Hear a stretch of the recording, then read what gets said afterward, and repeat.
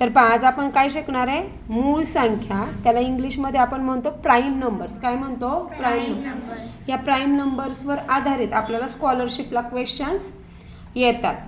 तर मूळ संख्या किंवा प्राईम नंबर्स म्हणजे काय की ज्या संख्या फक्त स्वतःच्या टेबलमध्ये येतात आणि एकच्या टेबलमध्ये येतात, स्वतःच्या टेबलमध्ये येतात आणि एकच्याच टेबलमध्ये येतात, अशा संख्यांना आपण काय म्हणतो? मूळ संख्या. आणि दुसरं म्हणजे ज्या संख्यांना दुसऱ्या कोणत्याच संख्येने भाग जात नाही अशा संख्या म्हणजे काय असतं? मूळ संख्या. आता आपण 1 ते 100 मधल्या मूळ संख्या बघू. 1 ते 100 मधली 1 ही मूळ संख्या नाहीये, 1 ही मूळ संख्या नाही, 1 ही मूळ संख्या पण नाही आणि संयुक्त पण आहे. मग 1च्या पुढची संख्या कोणती झाली? 2. 2 आहे का?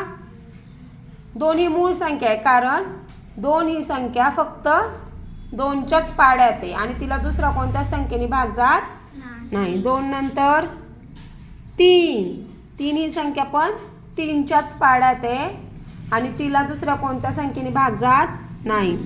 3 नंतर झालं 5, नंतर 7, 7 नंतर 9 नाही, 9 आहे 3च्या पाड्यात आणि तिला 3नी भाग पण जातो. नंतर 11, नंतर 13, नंतर आहे 17, 15 पण नाही, 15ला 5नी भाग जातो, 3नी भाग जातो, म्हणजे 5च्या पण टेबलमध्ये आणि 3च्या पण टेबल. 17 नंतर 19, 23,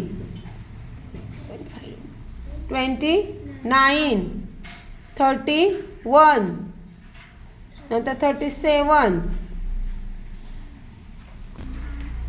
41, 43, नंतर 47, 53,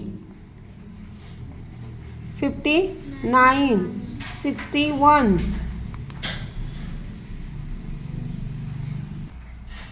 नंतर आहे 67, 71, 73, तर 79, 83, 89, नंतर 97. आता हे सगळे झाले प्राईम नंबर आणि हे जे प्राईम नंबर आहेत 1 to 100 मध्ये हे सगळे किती आहे? 25. किती आहे टोटल? 25.